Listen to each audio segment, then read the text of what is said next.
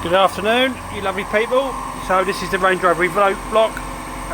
Just cleaning it all up, getting it ready to take the bearings and the crank. Have to make sure these journals are nice and clean. I normally run a bit of 2000 grit over them just to take any debris off. Do make sure that these caps are clean when you put the caps back on.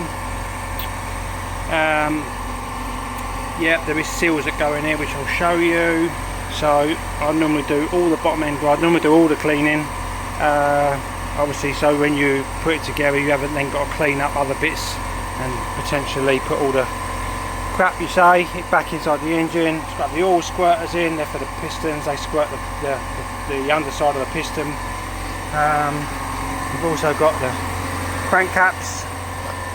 There is a seal that runs down this side that hooks over here. I normally put sealer in them. I've got them from Range Rovers. So yeah, make sure these faces are clean. It's always good. Clean all the bolts up. Just in the middle of getting the crank cleaned up, ready to go. Got the bearings, all the flush washers. So yeah, let's get this crank cleaned up and get it in, and yeah, let's get going. So that's the block all cleaned up.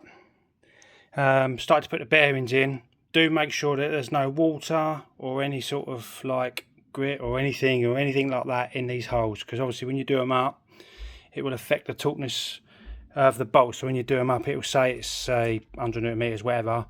They won't be. It's where it's struggling on the crap that's in the hole. So do make sure that they're clean. There is a flush washer that goes on one of the journals which I'll show you. Obviously the oil squirters have got to go in. I do use an assembly lube for these, which is this stuff. This is great stuff, used this for years. You can get this on eBay. So let's get the crank in. So this is the assembly lube, it's red. Just make sure that all the journal is covered with this. This is great stuff, like I say. Obviously make sure your hands are clean. I normally just give it a little wipe just around the journal, just to make sure that it's all over. You can run an engine for, to be honest, for some time actually with no oil in with this stuff. It's great. Obviously I don't advise it, but yeah, that's in. Right, let's get the crank in. So here we are, crank's in. Starting from this side and there and then there, and then working your way around like that. So like I say, 70 newton meters and then a 60 degrees. As you can see, crank is lovely. She's in there. No inflow. On this cap here we have flush washers that you have to slide in. They're in obviously. So now we've got to clean all the pistons up. Clean these bad boys up. Get these, put new rings on. And then we can get them put in. Let's crack on. So here we are, pistons all clean, ready to go. There's the rings. Let's get them ringed up and get them in. Then we can get the pistons in the block and start pushing forward. Happy days. So that's the piston rings on. The piston rings are marked top, if you can see that, but they're marked top. All the rings face, the top falsy faces upwards. It's an oil scraper ring and 2 compression rings. So they are ready to rock and roll. Let's get them put in, shall we? Here we go, last piston in. So I've got the rings all gapped up and where they need to be. Got it in a piston tool. I'm going to put some assembly lube on the bearing. Always check where the oil squirter is and what side of the block it is, so you know what side. It does sound a piston facing forward, so you would know. You slide it into the block. You don't need to bash crap out of these. You literally just level up the compression tool, give them a little tap, and in she goes. And then you push her down, turn the engine stand over. Whee. Now these torque settings for these are 30 newton meters, 100 degrees. Yet again, bit of assembly lube on these.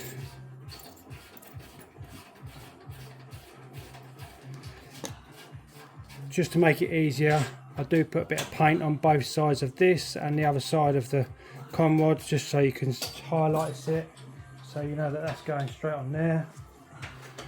New con rod bolts as a stretch. In we go. Turn them up.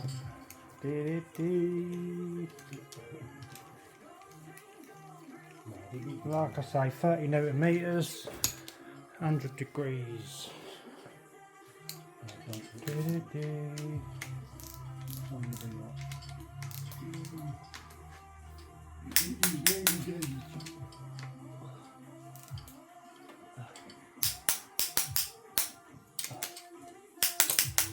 What I normally do is put a little paint mark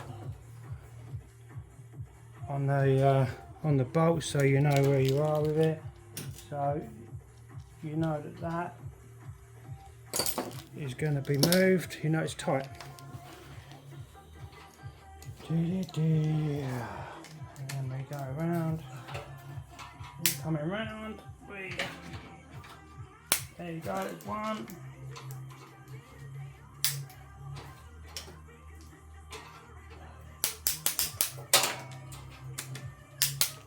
There we go, and that's how we roll.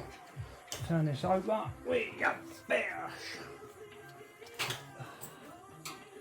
Because I haven't got the bottom part of the engine on, I've only got it on 3 bolts on the stand. Oh.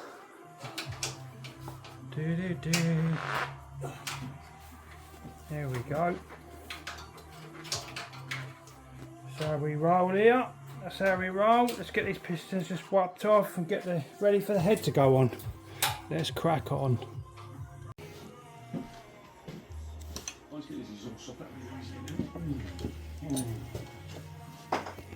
Right, so head's cleaned off. There's a gasket, block ready to go.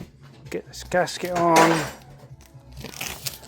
Don't forget, when you put a head gasket on, always to blow the holes out, because if you've got water in there, the bolts won't do up properly because it'll hydrolock on the bolt.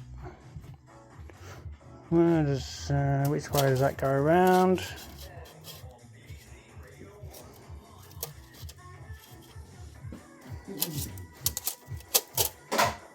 There you go, that's on. We are rocking. Good shot. So this is how far we got with this today. Heads on, cranks in, pistons are in, rings are done, big ends, mains. Been stripping the other engine that's in the vehicle, ready to get this engine built up, just so when I get the engine out of the other one, it is literally put the box on it, maybe a couple of odds and sods, and in she goes. Hopefully have this one done and running by Friday. I have got other jobs on, so I am busy, so keep watching the videos, like and subscribe. Appreciate all your support. I've got a transit wet belt engine that I'm doing next.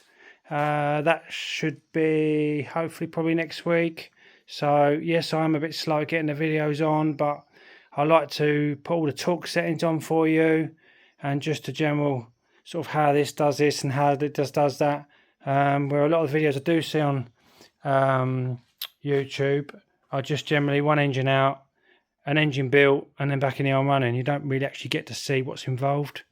So yeah, well, like I say, this one's back together this far today. I've been on it since about 10 o'clock this morning, 11 o'clock.